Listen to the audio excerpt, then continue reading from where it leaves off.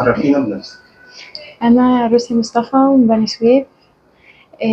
كان عندي كان نظري ضعيف جدا، ما كنتش بشوف خالص، اللي هو على بعد 50 سنتي. فالحمد لله من فضل ربنا ثم دكتور هشام، الحمد لله قدرت إن أنا نظري يرجع تاني، الحمد لله يا رب. عارفة كان عندنا إيه؟ مم. قرنية مخروطية.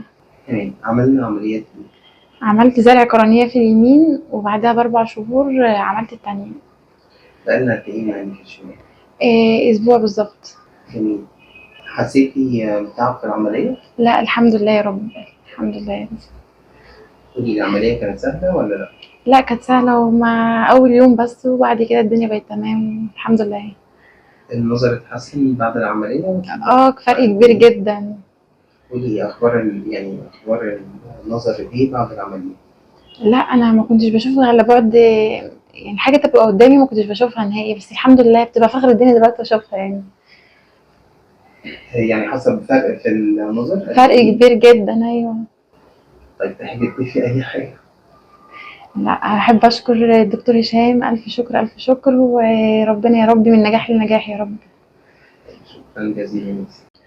هي روسيا كان عندها قرنية مخروطية شديدة جدا في عينيها الاتنين، لدرجة ان حصل فيها بعض العتمات السطحية كمان.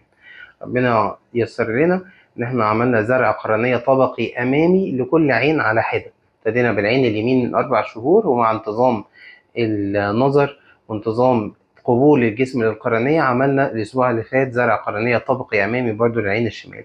شايفة دلوقتي النظر الممتاز 6/12 واكتر، والحمد لله كل المسائل كويسة، الجسم قابل للقرنيات، ونقول لها الحمد لله على السلامة.